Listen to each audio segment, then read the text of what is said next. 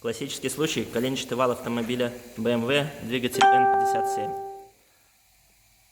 В первый раз за восстановлением этого коленчатого вала к нам обратились в марте 2019 года.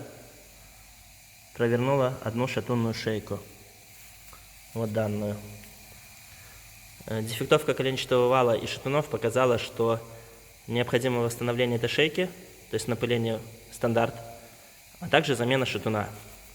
Клиент решил сэкономить, не поменял шатун, вследствие чего в апреле обратился к нам повторно, но уже за восстановлением следующей шатунной шейки. Ему была напылена вторая шатунная шейка в апреле 2019 года. 14 декабря этого же года клиент к нам снова обращается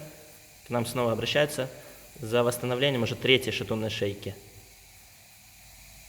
Очень важно обратить внимание, что при провороте коленчатого вала необходимо устранять причину не только на шейке коленчатого вала, но также на всех шатунах. Все шатуны нуждаются в проверке.